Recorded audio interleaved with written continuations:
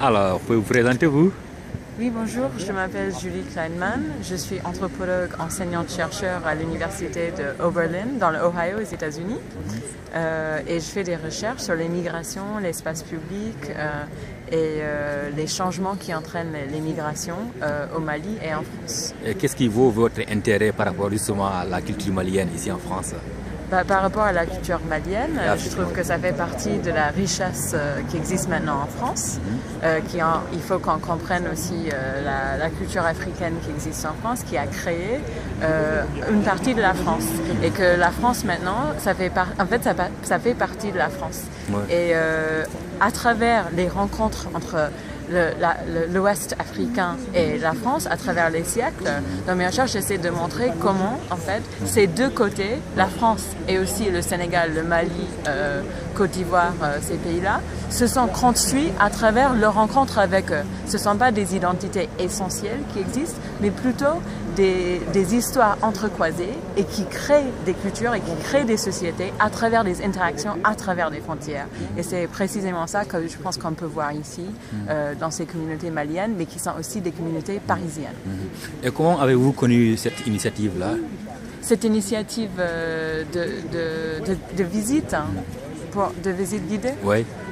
Je voulais en fait faire visiter mes étudiants américains. Je voulais les faire venir ici pour découvrir le quartier et en faire un projet. Vos étudiants américains? Oui, j'enseigne aux États-Unis. Oui, vous voulez les faire quitter de l'Ohio et les amener ici pour le visiter? Voilà, ok. Voilà. Ensuite? Et donc, pour faire un projet là-dessus, pour que ça un peu enrichir leur notion de la France au-delà du béret et de la baguette, quoi, qui est un peu ce qu'on pense des Français de perspective américaine. Ouais. Et vous pensez que c'est possible que les étudiants américains viennent ici pour Tout à fait, c'est tout à fait dans cette optique que je fasse cette visite, de continuer à travailler avec l'association et avec Festina aussi pour voir s'il y a une possibilité de continuer pour faire une visite pour les étudiants et pour qu'ils fassent un projet là-dessus pour enrichir leur notion sur la France. Ouais. C'est plus facile aussi de les amener en Afrique, non, pour justement, parce que là-bas, il y a une directement dans la culture africaine. J'aimerais beaucoup, j'ai essayé de faire ça cette année. Je viens de Bamako ce matin, je suis arrivée de Bamako. Et en fait, je voulais les amener, mais à cause du conflit, alors que c'est paisible à Bamako, ça va, mais on ne peut pas amener les étudiants parce qu'à cause des responsabilités. Moi, je peux aller en tant qu'enseignante, mais amener les étudiants, pas jusqu'à maintenant, mais ça va venir.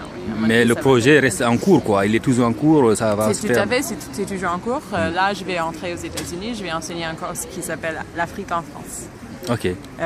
Ça commence la semaine prochaine. On commence avec toute l'histoire du XXe siècle, avec les rencontres entre la France et l'Afrique, jusqu'à aujourd'hui. Et le dernier cours, ça va être sur le marché Château-Rouge et le quartier de l'agriculture. Comment l'Afrique en général est-elle perçue par vos étudiants ou vos élèves aux États-Unis?